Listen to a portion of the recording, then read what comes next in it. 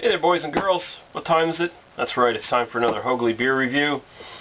This time around we have a beer sent to me courtesy of Mad Max Star, Maxwell Star's Beer Reviews. Big thanks to him. And this is Shipyard Brewing Company out of Portland, Maine. This is their IPA, and it is their Fuggles India Pale Ale. Apparently, I guess they must have, I don't know for sure, but they must have a couple different kinds of IPAs, and these are like a one-hop IPA, so it's just using one hop as its hop base, hop profile. 5.8% alcohol by volume, and that's all there is on it. Alright.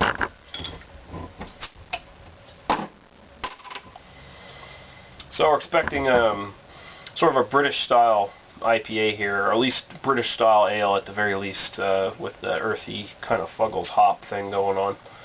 We'll see how it pans out.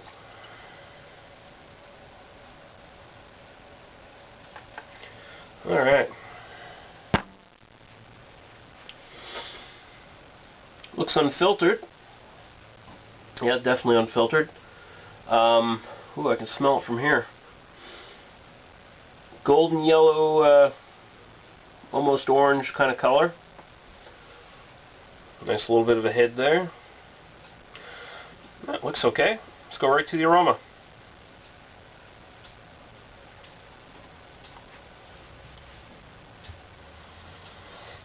Yeah, definitely Fuggles. It's not a hard scent to recognize, even with someone like me who's like totally stupid about hops. I barely know anything. I can barely pick out specific hops at all. Just something I've never really educated myself on all that much. But Fuggles, I can definitely recognize. You get it in a lot of English ales. It's got that earthy copper coin. Excuse me, I gotta let the cat out.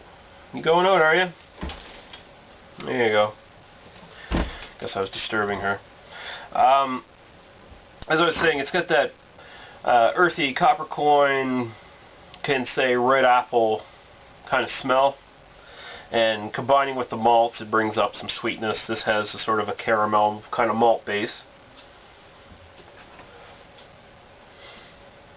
It smells like a British bitter.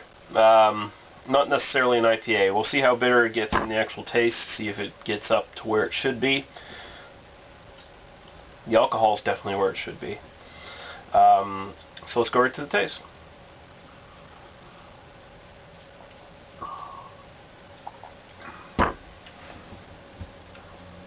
Yep, right on.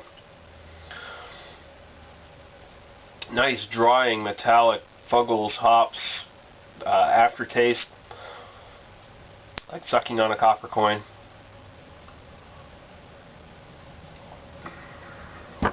Up front, slight sweet caramel malt balances out.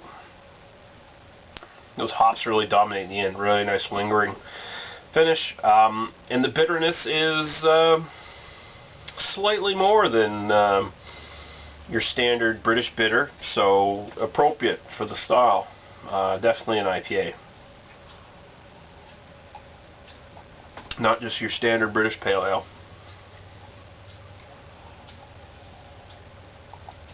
Now, that being said, it only uses one hop, so today's hop head might not appreciate this all that much. People these days, even I find myself being like this often, and I'm not a big IPA drinker, but you go into an IPA now, you look for dry hopping, you look for wet hopping, you look for so many different hops employed. You look for all kinds of this character, all this sort of taste and aroma depth that you only can get from multiple hops employed into one brew. This doesn't have any of that. This is very to the point, one note, one hops, gives you that really nice, simple bitterness in the end. Starts out with a nice, simple, malty sweetness in the front. It's very much just your basic British IPA.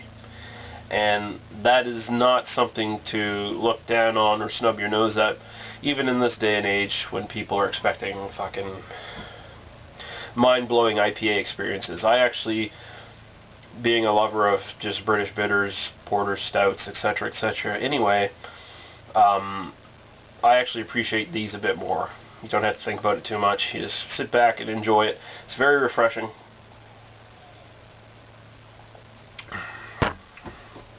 Actually, that's really, really good. I like that. I'm going to go... You know, I've been giving way too many 3.5s out of 5 lately. But I'm going to have to do it again. 3.5 out of 5. That's like, there's nothing about the beer that makes it necessarily great, but it's very, very good, very above average, and it's done very well. So 3.5 out of 5. Shipyard Brewing's Hougly IPA. If you can find it, pick it up. It's very, very good.